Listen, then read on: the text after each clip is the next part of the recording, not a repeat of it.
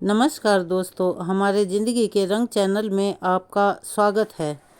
आज हम आपके लिए एक ऐसी समस्या पर कहानी लेकर आए हैं जिसका नाम है बुढ़ापा। बुढ़ापा हर किसी के जीवन में एक बार आता ही है, जिससे कि लोग बाग बहुत ज़्यादा डरते भी हैं और उस अवस्था में वह घर में कलह का कारण बन जाता है। बुढ़ापे में किसके भाग्य में औलाद का सुख नहीं होता। अगर आप इन 4 बातों पर ध्यान देंगे जो कि आपके बुढ़ापे में बहुत काम आएंगी, तो आपका बुढ़ापा आराम से गुजर सकता है। बुढ़ापे का आगमन हर व्यक्ति के जीवन में ज़रूर होता है, बेशक वह कितने भी पैसे वाला हो या वह अत्यंत गरीब हो, उसमें बुद्धि बहुत ज़्यादा हो या बुद्धि की अल्पता हो, लेकिन सुंदर हो, असुंदर हो, कैसा भी हो, लेकिन बुढ़ापा कभी किसी को नहीं छोड़ता। यह एक अति कड़वी सच्चाई है और यह भी सच्चाई है कि जब बुढ़ापा आता है तो अपने साथ कुछ बुराइयों को, कुछ कमजोरियों को लेकर आता है। सबसे पहले इंसान की नज़र कमज़ोर हो जाती है और उसकी बुद्धि भी उसके मुताबिक काम नहीं करती, जिसके कारण उसमें एक चिड़चिड़ापन आ जाता है। ऐसे में रोज़ाना घर में कलेश होने लगता है, बहू बेटों के साथ लड़ाई झगड़े होने लगते हैं। इसी बात से परेशान होकर अक्सर बहू और बेटे बूढ़े व्यक्तियों के मान सम्मान करना छोड़ देते हैं, उनकी देखभाल करना छोड़ देते हैं। एक तो बीमारियों से घिरा हुआ, दूसरे उन लोगों का शरीर बूढ़ा हो चुका होता है। ऊपर से अगर बहू बेटा उनकी देखभाल ढंग से नहीं करते तो ये बहुत ज़्यादा दुख की स्थिति पैदा हो जाती है।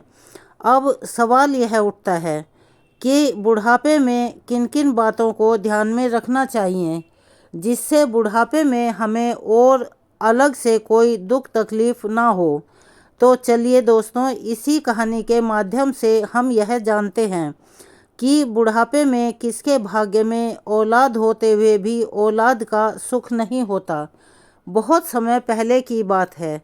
एक नगर में एक बहुत ही पैसे वाला, बहुत ज़्यादा अमीर आदमी रहता था। उसका बहुत बड़ा अपना कारोबार था। वह देश विदेश में व्यापार करके बहुत पैसा कमाता था। जब उसने बहुत सारा धन कमा लिया तो एक दिन उसके माता पिता ने अपने पुत्र से कहा, बेटा, धन तो तुम बहुत कमा चुके हो, लेकिन अब तुम्हारी विवाह करने की उम्र हो गई है। अब तुम्हें अपनी गृहस्थी बसानी है और हमारे वंश को आगे बढ़ाना है। अब हमारी भी उम्र हो चली है, हम बूढ़े हो चुके हैं, लेकिन हमारी इच्छा है कि हम मरने से पहले अपने बेटे के बेटों का सुख भोग लें, तो जीवन की सारी अधूरी इच्छाएं पूरी हो जाएंगी। घर में जब बहू आ जाएगी तो हमारे लिए भी आराम हो जाएगा, वह हमारा ध्यान रखेगी।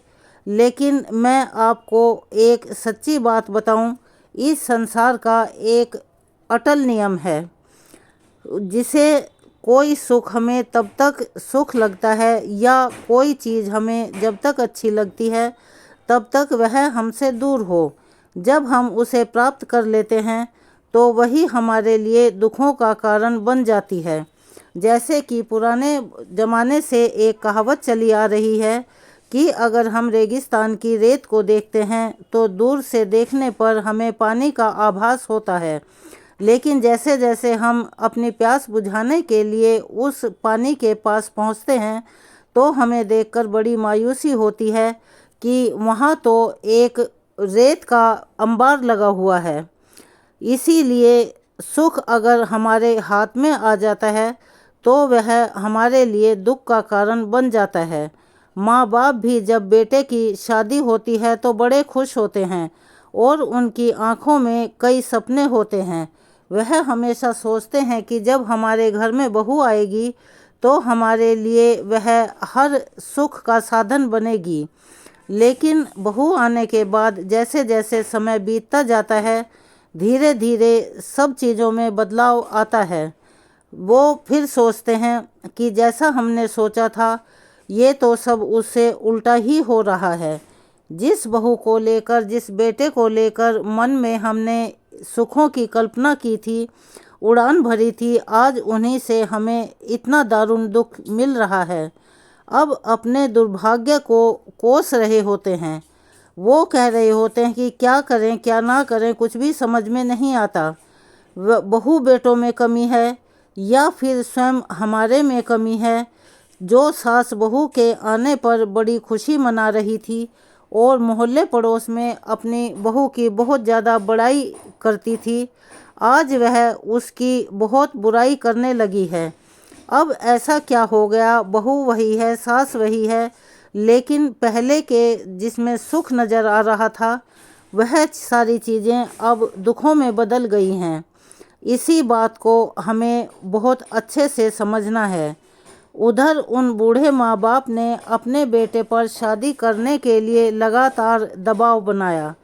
लड़के ने कहा, पिताजी आपकी खुशी के लिए मैं विवाह तो कर लूँगा, पर मुझे लगता है कहीं शादी करके मैं एक ऐसी उलझन में ना फंस जाऊं कि जिससे मैं बाहर भी नहीं निकल पाऊं।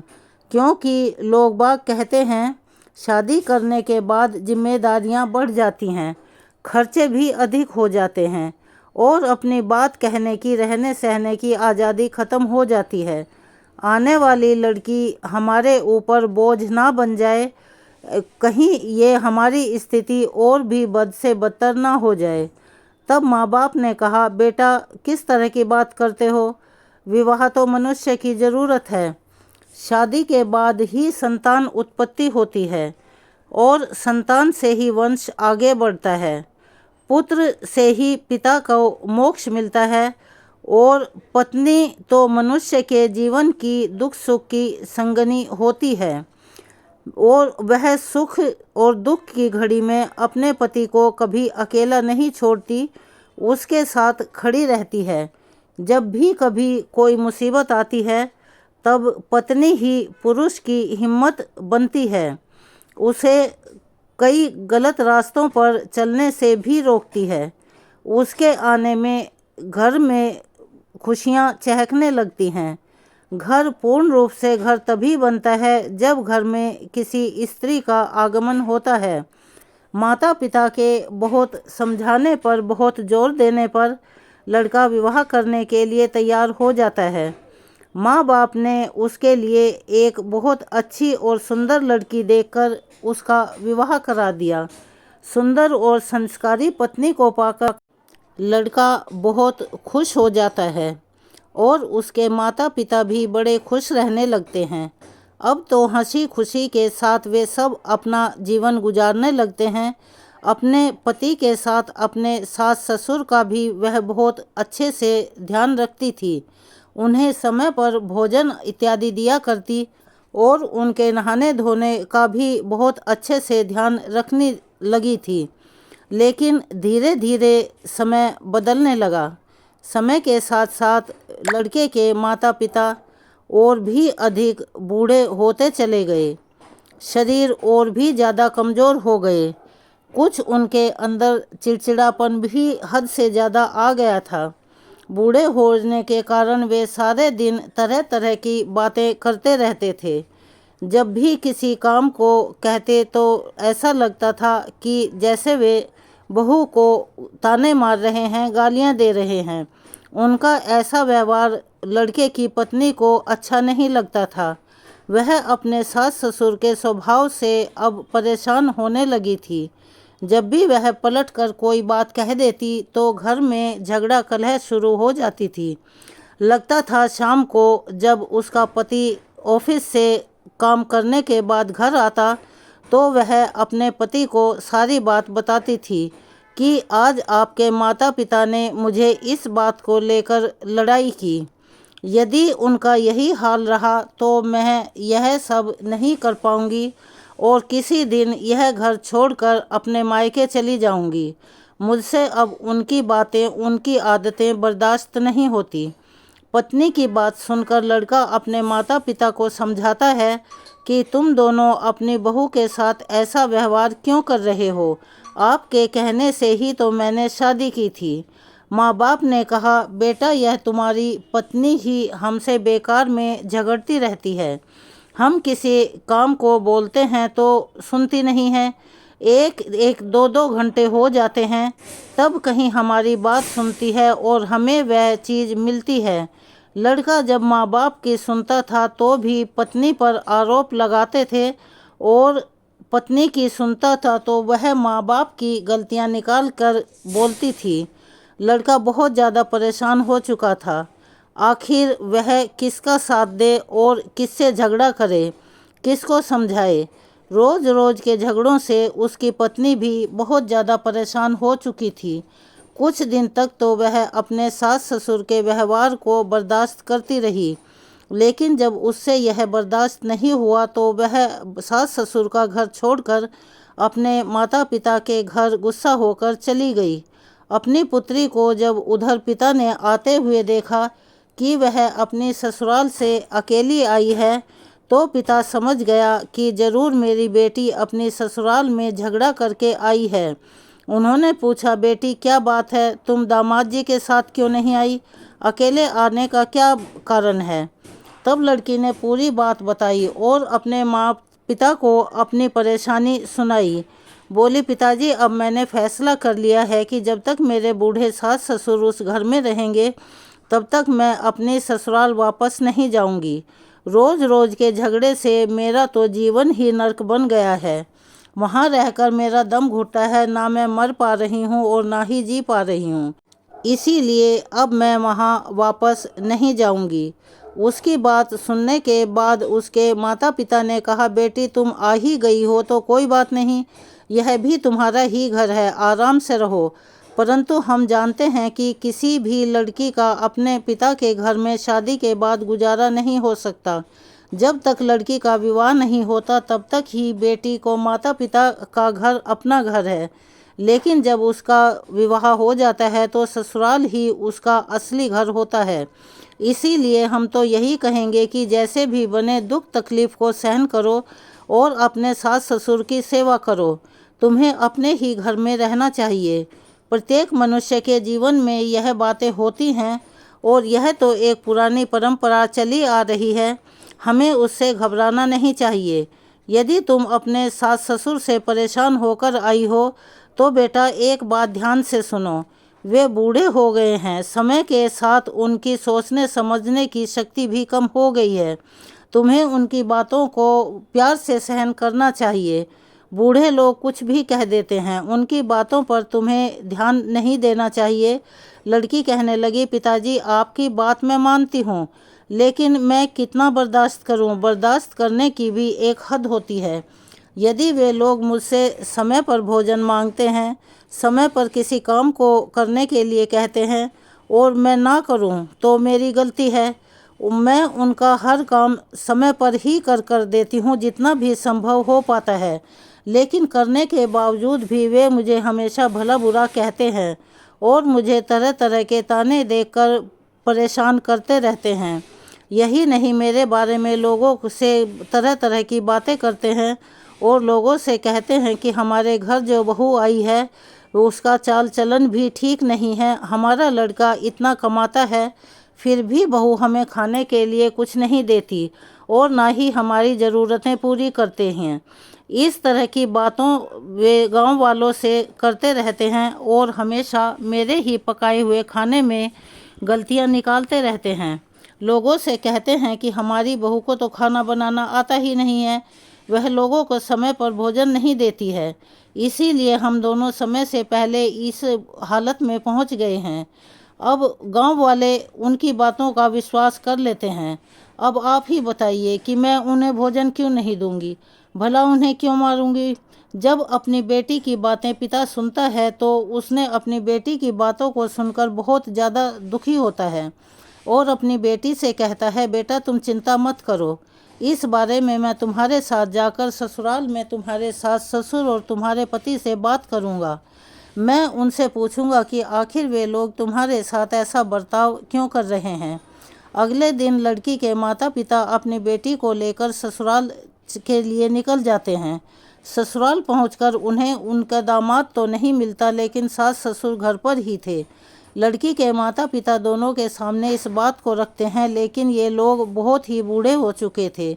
उनके अंदर समझदारी नाम की कोई चीज़ नहीं बची थी, यानी कि उनका अपने ऊपर से जो एक विश्वास था वो हट चुका था।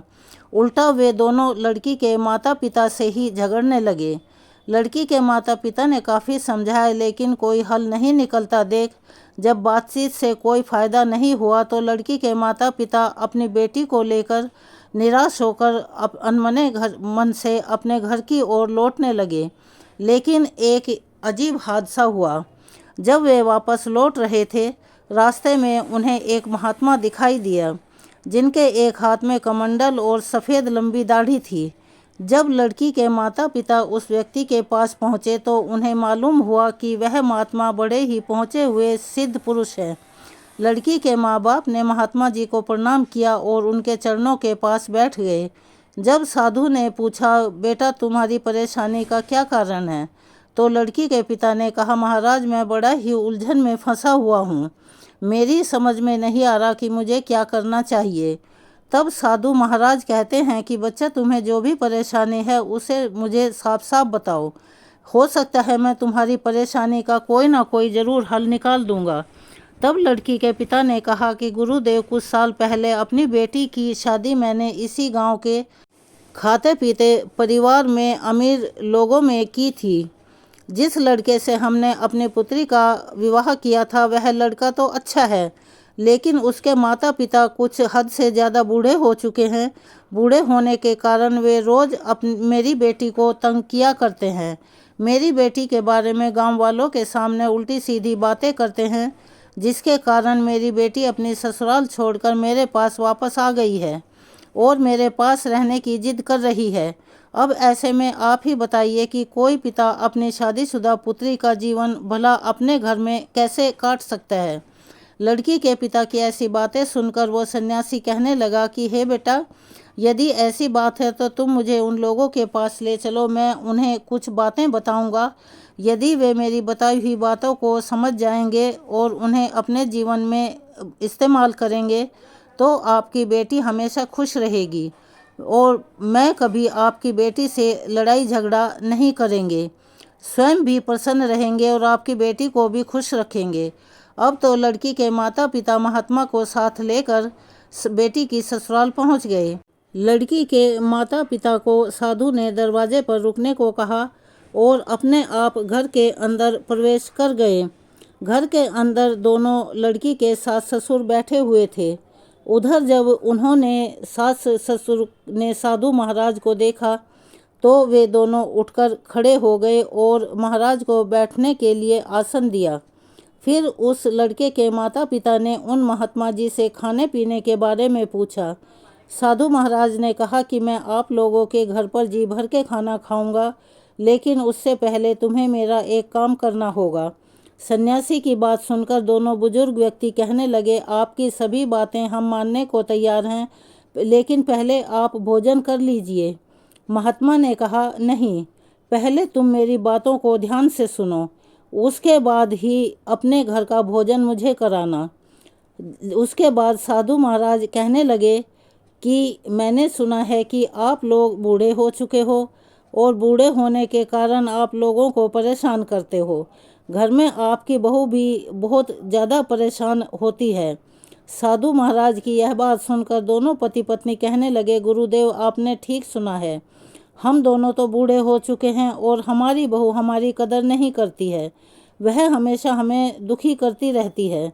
उसे पता नहीं है जैसे आज हम बूढ़े हुए हैं वैसे ही कुछ समय बाद उस पर भी यह बुढ़ापा आएगा। बुढ़ापा किसी को नहीं छोड़ता है। यह सब जानते हुए भी हम दोनों को बहुत दुखी करती है। तब साधु कहते हैं कि तुम चिंता मत करो, मैं तुम्हारी समस्त परेशानियों को हल कर दूंगा, लेकिन उसके लिए तुम्हें मेरी कुछ बातें माननी पड़ेंगी। यदि तुमने मेरी बातें मान ली और उन्हें अपने जीवन में उतार लिया तो फिर देखना आपके दिन कितने सुख से कटेंगे। मैं आपको आपके सुखी जीवन के लिए यह बातें बता रहा हूँ, जिसे आप अपने जीवन में अपना हमेशा खुश रह सकते हैं और कभी आपकी बहू, आपका बेटा आपको परेशान नहीं करेंगे। इतना कहने के बाद महात्मा जी ने उन बुजुर्गों को उपदेश देना शुरू किया। उन्होंने सबसे पहले यह बात बताई कि आपको हमेशा मेरी बात ध्यान में रखनी होगी। बोलते समय अपनी बातों पर ध्यान दें, अपनी वाणी पर ध्यान दें, क्योंकि आपकी वाणी में इतनी शक्ति होती है कि आप उस प्रयोग से किसी का भी दिल जीत सकते हैं और अपनी ही कठोर वाणी से किसी को चोट भी पहुंचा सकते हैं। इसीलिए बोलने से पहले आपको अपनी वाणी पर ध्यान देना होगा। अगर आप मुझसे बात कर रहे हैं और मुझसे बात करने का तरीका ठीक नहीं है तो मैं आपसे नाराज़ होकर चला जाऊंगा और आपसे जुड़ भी नहीं पाऊंगा। आपको यह बताना चाहता हूं कि आप अपनी बातों को सोच समझ कर बोलिए और अपनी वाणी में मधुरता लाइए, क्योंकि विद्वान लोग कहते हैं कि जिस वाणी में मिठास नहीं वह वाणी विष के समान होती है। अगर आपको लगता है कि आपकी वाणी विष उगलती है तो बोलने से अच्छा है कि आप चुप रहें और कोई बात बोले तो उसे पहले तोल लें। उस बात को बोलने पर विचार कर लेना चाहिए कि मैं जो बोल रहा हूँ उससे अगले व्यक्ति को कैसा महसूस होगा। वह उसकी भावनाओं को ठेस तो नहीं पहुँचाएगी, उससे सामने वाले को क्या फ़ायदा होगा। यही बातें सोचकर हमें अपनी बातें दूसरों के सामने कहनी चाहिए। मैं जानता हूँ कि मनुष्य जब बूढ़ा हो जाता है तो इंसान के शरीर में तरह तरह के बदलाव आते हैं और बुढ़ापा एक बीमारी के रूप में इंसान के शरीर पर हमला करता है। उसे लगता है कि मैं ठीक बोलता हूँ, लेकिन सामने वाले को उसकी बातें हमेशा चोट पहुँचाती हैं। इसीलिए जब भी सोच समझकर बोलें। उन दोनों बुजुर्ग दंपतियों ने साधु की इन बातों को सुना और कहने लगे, महाराज ठीक है, आज से हम आपकी इस बात का पालन करेंगे। जब भी कुछ बात बोलेंगे तो सोच समझ कर बोलेंगे। साधु महाराज ने कहा, अब मेरी दूसरी बात ध्यान से सुनो। अगर हमें कोई चीज़ मांगनी है तो हमें उस उचित समय पर मांगनी चाहिए जबकि सामने वाला देने की स्थिति में हो। उस समय और परिस्थिति को समझकर मांगनी चाहिए। मान लीजिए अगर आपको भूख लगी है और आपकी बहू खाना बना रही है, यदि उसी समय आपने भोजन मांग लिया तो वह भोजन कहाँ से दे पाएगी, क्योंकि उस समय तो भोजन तैयार हुआ ही नहीं है। आप चिल्लाते रहेंगे, चिल्ला चिल्ला कर परेशान हो जाएंगे। इधर बहू को भी सुनकर गुस्सा आएगा, आपको भी समय पर भोजन नहीं मिल पाएगा और यही बात घर में कलह का कारण बन जाएगी। हमें यह सोचकर कुछ चीज़ मांगनी चाहिए कि जिस समय पर हम मांग रहे हैं उस समय उपलब्ध है या नहीं, सामने वाला हमें वह वस्तु देने के लिए तैयार है या नहीं है। अब मान लीजिए आपकी बहू नहाने के लिए गई हुई है, उस समय आप किसी वस्तु को मांगते हैं तो उस अवस्था में वह आपको दे पाएगी? नहीं दे पाएगी और उसी वजह से आपके उसमें चिड़चिड़ापन आ जाएगा। यदि वह स्नान ध्यान करने के बाद वह वस्तु पहुंचाएगी तो आपको बहुत बुरा लगेगा कि मैंने जब मांगा तो नहीं दिया, इतनी देर बाद आई, अब हम क्या करें, ये हमारी बातों को अनसुना करती है। यही सब बातें सोच सोच कर आपको गुस्सा आता रहेगा और घर में तकरार, कलह, झगड़ा होना शुरू हो जाएगा। आपको अपनी उम्र के हिसाब से यह समझना होगा, बुढ़ापे में और जवानी में फ़र्क होता है। जवानी में हम दूसरों के लिए कमाते हैं, इस कारण दूसरों पर हमारा अधिकार होता है। जवानी में हम अपने आप में समर्थ होते हैं। जवानी में हम जो चीज़ चाहे वह समय पर कर सकते हैं, लेकिन बुढ़ापे में हम दूसरों के ऊपर निर्भर रहते हैं और दूसरा व्यक्ति पहले अपना काम निपटाएगा, बाद में वह हमारी सुनेगा। यदि कोई किसी काम में व्यस्त है उसके बाद ही वह आपको कोई वस्तु लाकर देगा। इसीलिए दूसरी बात यह है कि आपको हमेशा धैर्य बनाकर रखना चाहिए। कई बार यह भी हो जाता है कि आपकी बहू किसी काम से बाहर गई हो, आपको पता नहीं है, आप यहाँ से चीज़ मांग रहे हैं, उसको तो सुनाई नहीं देगा, उसको पता ही नहीं है कि आप क्या कह रहे हैं। अगर उसके बाद में चिल्लाते चिल्लाते आपकी तबीयत खराब हो जाती है और मांगने पर तुरंत आपके पास वह वस्तु नहीं ला पाती है, ऐसे में उस बात को लेकर कभी भी गुस्सा नहीं होना चाहिए। अब आप कहोगे आपकी बहू आपकी बातें नहीं सुनती है। वह भला कैसे सुनेगी? अगर वह बीमार है, बीमार व्यक्ति पहले अपने शरीर को देखेगा तब आपका काम करेगा। आपको समय और परिस्थिति को समझना चाहिए। हम कब क्या चीज़ मांग रहे हैं और जिसे मांग रहे हैं उस समय सामने वाला देने की स्थिति में है या नहीं। महात्मा की बात सुनकर उन बुजुर्ग दंपत्ति ने समझ की और कहा, महाराज आज से हम यह भी बात ध्यान रखेंगे, जब भी कोई चीज़ मांग लेंगे देख लेंगे कि हमारी बहू वस्तु देने की स्थिति में है या नहीं, तभी मांगेंगे। साधु महाराज कहते हैं कि अब तुम्हें तीसरी बात बताता हूँ। कई बार भोजन में कमी हो जाती है, क्योंकि आपकी बहू भी एक इंसान है, उसका मन इधर उधर भटक जाता है और इस बात को लेकर नमक तेज है कम है, मिर्ची तेज है या कम है, आपको झगड़ा नहीं करना चाहिए। उसका ध्यान कहीं और चला गया, क्योंकि घर गृहस्थी में बहुत सारे काम होते हैं। उस चीज़ को आपको बहुत ही समझदारी से स्वीकार करना चाहिए। कभी कभी रोटी अगर जल भी जाए तो उसने वही भोजन आपके सामने परोस दिया, आप स्थिति को समझे बगैर उसमें नुक्स निकालने लगे कि भोजन में यह कमी है, अच्छी नहीं बनी है, और आप अपनी बहू के लिए कटु वचन बोलते हैं, तो अवश्य ही यह चीज़ उसको बुरी लगेगी, क्योंकि वह खाना उसने आपके लिए बहुत मेहनत से तैयार किया है। आप जब अपनी जवानी में रहे होंगे तो आपसे भी भूल हुई होंगी। अगर आपके माता पिता या आपके सास ससुर ने आपके साथ ऐसा व्यवहार किया होगा तो आपको भी उस समय बहुत बुरा लगा होगा। और इंसान की एक कोशिश होनी चाहिए कि जो हमें बुरा लगा या हमारे साथ बुरा हुआ वह आगे हम अपने आने वाली पीढ़ी के साथ ना करें। हमें दूसरे के काम में कमी निकालने से बचना चाहिए, चाहे कोई स्त्री हो या पुरुष हो। गलतियां तो किसी से भी हो जाती हैं। भोजन बनाने में थोड़ी बहुत गलती हो भी जाती है तो हमें उसे चुपचाप सह लेना चाहिए। आपको अपनी बहू को बहुत ही शांति से समझाना चाहिए, बेटा आज भोजन में यह कमी है, आगे से इस बात को ध्यान में रखना। अगर आप बहुत प्यार से समझाओगे तो मेरी ये विश्वास है कि वह इस चीज़ को बहुत अच्छे से मानेगी भी और गौर भी करेगी, और आपके कहे हुई बातों से उसको दुख भी नहीं होगा। सुबह हर किसी को बताएगी कि मेरे सास ससुर बहुत अच्छे हैं। कोई भी बात हमें बहुत प्यार से समझा देते हैं। अब यदि उसके भोजन में आप रोज़ कमियां ही देखते रहोगे, बताते रहोगे कि इस चीज़ में ये कमी है, इसमें वो कमी है, तो उसे बहुत दुख होगा। इसीलिए इस बात से हमेशा बचिए। आपको ऐसा करने से घर में हमेशा कलह ही होती है। कभी कभार भोजन अगर खराब भी हो जाए तो चुपचाप उसको खा लेना चाहिए।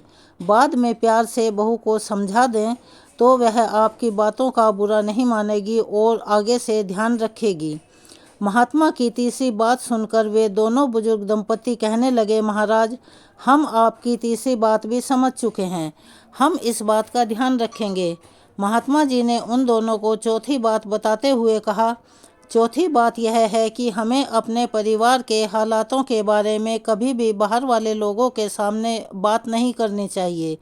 मान लीजिए अगर परिवार में पैसे की कमी है तो उसे परिवार में लड़ाई झगड़ा होता है, किसी बात को लेकर कोई कलह हुई, आपकी बहू अच्छी नहीं है या अच्छा खाना नहीं बनाती, वह आपका कहना नहीं मानती, फिर घर परिवार में किसी प्रकार की कोई समस्या है और आप उस समस्या को दूसरे लोगों को बताते हैं, तो वह सुनते समय तो बड़ी ही हमदर्दी दिखाकर उस चीज़ को सुन लेंगे, लेकिन बाद में आपके पीछे पीठ घूमते ही आपका मजाक उड़ाएंगे, एक की चार बनाकर आपकी बहू और बेटे के सामने कहेंगे, जिससे बहू बेटों को बहुत ही परेशानी होगी और इन बातों से घर में बहुत ज़्यादा लड़ाई झगड़े और कलेश होते हैं। लगातार ऐसा करने से आप बहू बेटों की नज़रों में हमेशा के लिए गिर जाते हो। दूसरों को अपने घर की समस्या कभी भी मत बताओ, इससे आपके घर की समस्या बढ़ेगी, कम नहीं होगी। बहू और आपका लड़का समाज में जाने के लायक नहीं रहेंगे। यदि कहीं वे चार आदमियों में खड़े होकर कोई फैसले की बात कहते हैं तो सामने वाला तपाक से यह उत्तर देगा, तुम अपने माता पिता को तो संभाल नहीं पाते, तुम्हारे घर की तो हालत ऐसी है, तुम किसी और का क्या न्याय करोगे। उनका कहीं भी सम्मान नहीं होगा। तुम्हारे बेटे को भला बुरा कहेंगे। बुढ़ापे में तुम लोग अपने माता पिता को परेशानी देते हो। पहले अपने घर की समस्या को हल करो, बाद में दूसरों के मामले में पड़ना। इसीलिए हमेशा ध्यान रखो, अपने घर की बात कभी बाहर वालों को नहीं बतानी चाहिए। कई बार आपके घर में झगड़ा जब दूसरों के कानों तक पहुंच जाता है, बाहर वालों को पता लग जाता है, वो इस मौके का फ़ायदा उठाकर आपको नुकसान पहुंचाते हैं। आपके सुखी हंसते खेलते घर को बर्बाद कर देते हैं। महात्मा जी की चौथी बात वे दोनों बुजुर्ग भली भांति समझ चुके थे। हाथ जोड़कर कहने लगे, महाराज, आज से हम आपकी इस बात को भी अपने जीवन में अच्छी तरह से उतार लेंगे। हमसे बहुत ही बड़ी गलती हुई। हम लोग तो अपने घर के बारे में, अपने पैसों के बारे में, बहू बेटों के बारे में मोहल्ला पड़ोस में बात कर लेते थे। यह हमसे बहुत ही गलत हुआ। अक्सर हमने गुस्से में अपने गांव में यह बात कही कि हमारी बहू ठीक नहीं है, घर के हालात ठीक नहीं हैं, वह बहुत परेशान करती हैं हमें, कभी समय पर बहू भोजन पानी नहीं देती, बहू बिल्कुल भी अच्छी नहीं है। हमने पूरे गांव में यह बात फैला दी, लेकिन आज हमें पता लगा कि यह बात कहने से हमारे परिवार की ही मुश्किलें बढ़ी। इसीलिए बातों को पूरे गांव में जो फैल चुकी है उसे हम अपनी पूरी कोशिश करेंगे सुधारने की। कभी किसी के साथ अपने घर की सीक्रेट साझा मत करो। जो बातें मैंने बताई है उन्हें आप अपने जीवन में अगर पालन करेंगे तो बुढ़ापे में ये चार बातें बहुत काम आएंगी। अपने जीवन में जो भी बुजुर्ग इन बातों को अपनाते हैं उनका जीवन तकलीफ से निकल कर सुखी हो जाता है। अपनी ज़िंदगी में वह खुश रहते हैं और उनके घर में सदैव सुख शांति बनी रहती है। परिवार में कोई भी मुसीबत नहीं आती। उनके बहू और बेटा बुढ़ापे में अपने सास ससुर की, अपने माता पिता की खूब सेवा करते हैं, उनकी इज्जत करते हैं, उनके सुख दुख का ख्याल रखते हैं। इस प्रकार से साधु ने ये चार बातें उन दोनों को बताई। दोनों कहने लगे, महाराज, आपकी इन चारों बातों को हम भली भांति याद रखेंगे और इनका पालन भी करेंगे। अब तो आप भोजन कर लीजिए। साधु महाराज ने कहा, भी मेरी बात ख़त्म नहीं हुई है। मेरी बात जब ख़त्म होगी, जब आपकी बहू और बेटे मेरे सामने होंगे, क्योंकि उन्हें भी मुझे कुछ बातें बतानी है। क्योंकि ताली कभी भी एक हाथ से नहीं बजती है। पहले आप अपने बेटे और बहू को बुलाइए, उसके बाद ही हम भोजन करेंगे। वे दोनों बुजुर्ग अपने बेटे को बुलाते हैं और अपनी बहू को भी साथ में ही बुलाते हैं। वे दोनों साधु को प्रणाम करके बैठ जाते हैं और साधु की बातें सुनने लगते हैं। आप लोग भी कुछ बातें सुन लो जो आपके जीवन में भी बहुत काम आएंगी। आज ये लोग बूढ़े हैं, कल तुम्हें भी बूढ़ा होना है। जो भी व्यक्ति अपने बुजुर्गों की कही हुई बातों का बुरा मानता है वह हमेशा ही परेशान रहता है और उसकी पत्नी भी परेशान रहती है, परिवार वाले भी सब दुखी होते रहते हैं। क्योंकि बुढ़ापे में कोई भी इंसान कोई भी बात बोल जाता है, कहीं भी आ जा सकता है, उसे खुद पता नहीं होता कि मैं क्या बोल रहा हूँ, क्या कर रहा हूँ। दूसरी बात, आपके माता पिता ने आपको मार दिया या कोई दिल को ठेस पहुंचाने वाली बात कह दी या बिना बात के तुमसे झगड़ा करने लगे या आपकी पत्नी से कोई बात कह दी कि भोजन ठीक नहीं बना है, तो आप लोगों को जवाब नहीं देना है। उनकी बातों को ध्यान से सुनो और सोचो कि हमारी किस कमी की वजह से, किस गलती की वजह से भोजन बनाने में कमी हुई है, तो हमें पहले उस कमी को सुधारना है। अगर भोजन बनाने में कोई कमी नहीं है तो भी चुपचाप उनकी बातों को सुन लो, क्योंकि बुढ़ापे के समय में ये कुछ भी कह सकते हैं। ऐसा भी नहीं है कि बुढ़ापे में हमेशा ही गलत बात कही जाती है। अगर आप लोग कोई गलत कार्य करते हो तो वो रोकेंगे ही। आप लोगों से भी ज़्यादा जिंदगी जी चुके हैं वो लोग, उनके पास जीवन जीने का अनुभव है। उन्हें ज़्यादा पता है कि कौन सा कारण आपके हित में है और कौन सा कार्य आपके अहित में। यदि आपसे कोई कार्य अनुचित करने के लिए मना कर रहे हैं तो वो अपने अनुभव से ही आपको कार्य करने से रोकते हैं। उनकी बातों को कभी भी बुरा मत मानो, उनकी बातों को अनसुना कर दो। आपके फायदे के लिए ही वह सब बात आपको कहते हैं। ऐसा करने से आप अगर उनकी बात नहीं सुनते हो तो आप मुसीबत में पड़ सकते हो। आपकी दुर्दशा ना हो इसीलिए वह मना करते हैं। बेटे बहुओं को सोचना चाहिए कि किसी के माता पिता बुढ़ापे के समय कुछ भी कह जाते हैं, उनकी बातों को अपने दिल से नहीं लगाना चाहिए। बूढ़े व्यक्तियों में बुद्धि थोड़ी सी अल्प हो जाती है, छोटे बच्चों की तरह से ही वो बिहेव करने लगते हैं और हमसे गाहे बगाहे लड़ते रहते हैं। उनसे झगड़ना नहीं चाहिए। अगर हम उनसे झगड़ते हैं तो ज़िंदगी में परेशानियां और भी ज़्यादा बढ़ती चली जाएंगी। तंग आकर उनसे बहू बेटा सोचते हैं यह घर में रहेंगे तो ऐसे ही बड़बड़ाते रहेंगे, इन्हें किसी अनाथ आश्रम में छोड़ देते हैं। लेकिन इस बात का ध्यान रखना, अगर आप लोग ऐसा करते हैं तो भविष्य में यही चीज़ आपके साथ भी हो सकती है, जो कि आपके लिए उस उम्र में एक परेशानी का सबब बन सकती है। आप अपने बुजुर्गों से जैसा व्यवहार करेंगे वैसा ही आपके बच्चे देखकर आपके साथ करेंगे। बूढ़े माता पिता की वजह से चाहे लाख परेशानी हो, उनका हमेशा ध्यान रखो और उन्हें कभी भी वृद्धाश्रम में नहीं भेजना चाहिए। कभी उन्होंने बिना गलती के आपको कड़वा बोल दिया, कोई बात नहीं। कहीं उनसे पैसे का नुकसान हो गया है तो तब भी उन पर एकदम से गुस्सा करने की बजाय उनको आराम से समझाएं, क्योंकि जवानी के दिनों में जो भी उन्होंने मेहनत करके कमाया वो आपके लिए ही कमाया है। अगर आप उन्हें प्यार से समझाएंगे तो कभी भी ऐसा नहीं होता कि माता पिता नहीं समझ पाएंगे। लेकिन तत्काल ही गुस्से में आकर उनको मारना पीटना या गाली देना ये बहुत बुरा बर्ताव होगा। जो लोग ऐसा करते हैं, अपने माँ बाप को गालियाँ देते हैं, उन्हें मारते पीटते हैं, एक दिन वो पूरी तरह से बर्बाद हो जाते हैं। बहुओं को भी यह सोचना चाहिए कि कभी कभी सास ससुर अपनी बहुओं से छोटी मोटी बात कह देते हैं, लेकिन घर की स्त्रियां छोटी सी बात को बढ़ा चढ़ाकर अपने पति को बताती हैं और वो रोने का नाटक करने लगती हैं। अपने मायके में भी उन्हीं छोटी मोटी बातों को बढ़ा चढ़ाकर बताने से माता पिता को भड़का देती हैं, जिससे अफवाहें फैलती हैं और छोटी सी समस्या बहुत बड़ी समस्या का रूप ले लेती है। प्रत्येक बहू को इस बात का ध्यान रखना चाहिए, वो अपने ससुराल की बात अपने मायके में जब तक ना बताए जब तक कि वो बताने योग्य ना हो। इतना कहने के बाद साधु वहाँ से चलने वाले थे, लेकिन उन बुजुर्ग पति पत्नी ने साधु से कहा, साधु महाराज, आपको वह वादा तो याद है ना जो आपने आते समय किया था। आप लोग मेरे सामने यह निश्चय कीजिए कि आज से आप लोग अपनी बहू और बेटी को कभी परेशान नहीं करेंगे। लड़की के साथ ससुर ने कहा, महाराज हम आपको वचन देते हैं आपकी बातों का पालन करेंगे। साधु महाराज ने बेटा बहू से भी वचन लिया। आज के बाद भी वे अपने बूढ़े माँ बाप को कोई तकलीफ नहीं देंगे। यह वचन लेने के बाद साधु ने कहा कि आप अपने वचन का पालन करो। जब आपके घर में सुख शांति आ जाएगी हम तभी तुम्हारे घर में भोजन करेंगे।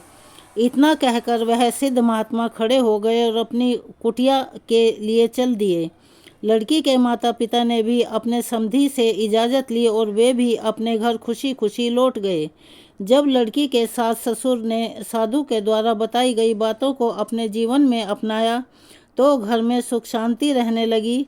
जिस बहू का चेहरा देखते ही उन्हें पहले चिढ़ मचती थी, वही अब उन्हें एक संस्कारी बहू नजर आने लगी। बहू भी अपने सास ससुर का बहुत अच्छे से ख्याल रखने लगी।